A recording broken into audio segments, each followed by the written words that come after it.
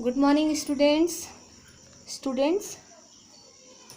Today you will read Hindi reader. Students, today I will teach you chapter 6. ये एक कविता है, मुझको आवाज़ लगाना. कविता का नाम है मुझको आवाज़ लगाना. ठीक है, तो देखिए इसमें क्या है. इस कविता में बालक अपनी माँ और मातृभूमि के प्रति अपने अटूट प्रेम और भक्ति को जताता है. उसकी बातों से लगता है कि उसे अपनी माँ यानी कि मातृभूमि अपने प्राणों से भी प्यारी है.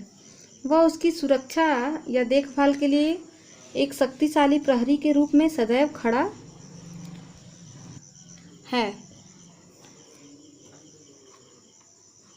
इस बालक की भांति देश के प्रत्येक बालक को अपनी जननी माँ एवं मातृभूमि के प्रति इसी तरह भक्ति विकसित करना चाहिए और उनकी सच्ची सेवा का संकल्प लेना चाहिए. तो स्टूडेंट्स, तुम सबको इस बात का ध्यान रखना चाहिए कि जो इंसान उसकी सेवा से चूक जाता है उसका जीवन व्यर्थ है तथा वह निंदा का पात्र बनता है. अतः आज से ही आप लोग धरती या फिर अपनी माँ का सच्ची सेवा का व्रत ले लीजिए. तो ये कहानी में देखिए बच्चा क्या बोल रहा है अपनी माँ से. देखिए, नभ के चांद सितारे ला दूँ, माँ कह दे तेरे चरणों में, पर्वत का भी शीश झुका दूँ, बस मुझको आवाज़ लगाना. बच्चा कह रहा है अपनी माँ से. देखिए बच्चा क्या है, बच्चा अपनी माँ से कह रहा है कि माँ, मैं तुम्हारे लिए नभ के चांद सितारे भी ला दूँ, तुम कह रहे तो तुम्हारे चरणों में ला करके रख दूंगा और पर्वत का शीश भी झुका दूंगा, बस तुम मुझे आवाज़ लगा देना. तेरे दरवाजे का माँ मैं शक्तिशाली प्रहरी हूँ, तेरे घर के कनकन की मैं सुंदरता गहरी हूँ. मतलब कि कह रहा है कि माँ, मैं तुम्हारे दरवाजे का शक्तिशाली प्रहरी हूँ. तो इससे क्या होता है कि हमारे जो पुलिस में नौजवान भाई हैं, तो ये लोग क्या हैं, ये अपनी माँ के प्रति कितने वफादार होते हैं, है ना. आप लोग देखते हो डेली आए दिन न्यूज़ में क्या दिखाता है कि आज ये जवान शहीद हो गया मातृभूमि के लिए, मातृभूमि का रक्षा करते हुए. तो मतलब कि हमेशा आपको आए दिन न्यूज़ में आप देखेंगे. तो ये इस कविता से तात्पर्य ये है कि ये जो बच्चा है ये अपनी माँ को भी बोल रहा है, और जो अगर ये होता, जवान मीन्स फौजी भाई लोग जो होते हैं, अगर वो होते तो वो भी तो अपनी माँ से, मातृभूमि को माँ के समान ही मानते हैं ना. तो इसीलिए इस पोयम में मातृभूमि या माँ कह करके बताया है कि ये देखिए इस लाइन में लग रहा है ना कि कोई फौजी है जो मातृभूमि के लिए ये वर्ड यूज किया है, ये लाइन यूज किया है कि तेरे दरवाजे का माँ मैं शक्तिशाली प्रहरी हूँ, तेरे घर के कनकन की मैं सुंदरता गहरी हूँ. कि यानी कि मैं एकदम डट कर खड़ा हूँ माँ, मैं तेरे दरवाजे का प्रहरी हूँ और कन कन की मैं सुंदरता गहरी हूँ.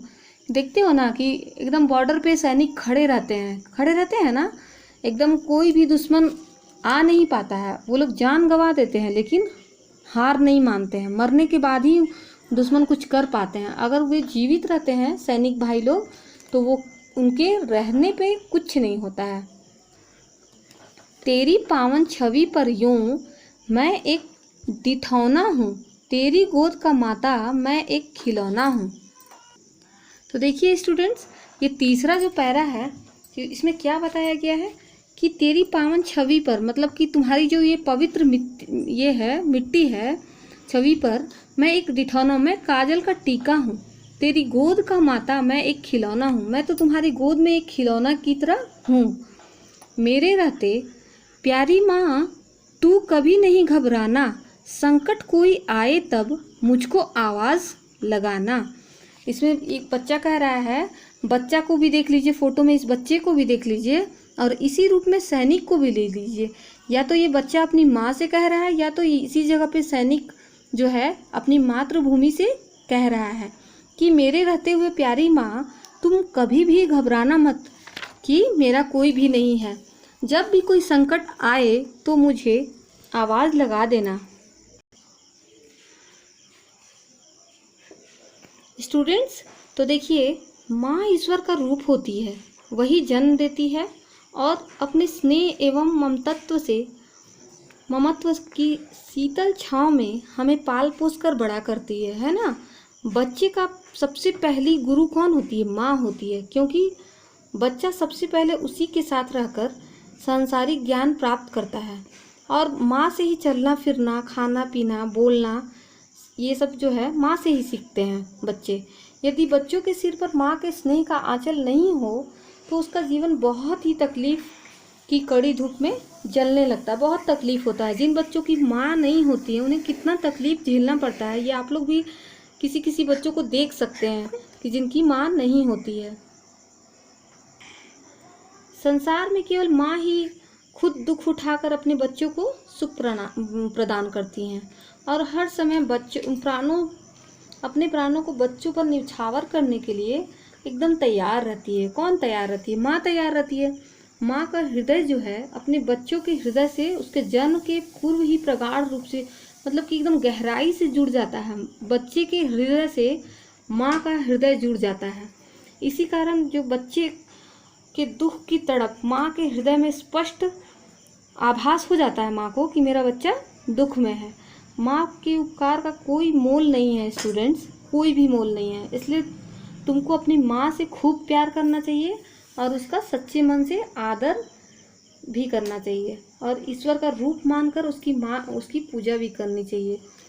तो hope you will do like this students.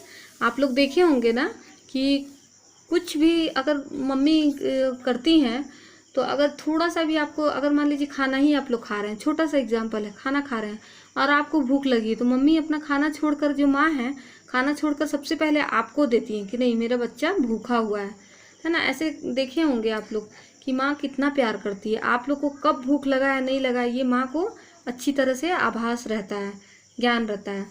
तो भगवान ने माँ क्यों बनाया है ये आप लोग को पता नहीं है शायद।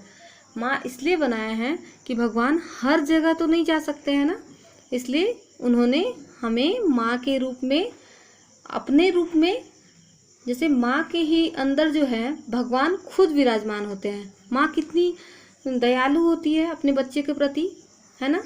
तो इसीलिए भगवान हर घर में एक माँ दी कि भाई मैं सबका ख्याल रखने के लिए घर घर तो नहीं जा सकता हूँ, इसलिए हम लोगों को माँ को दिया है।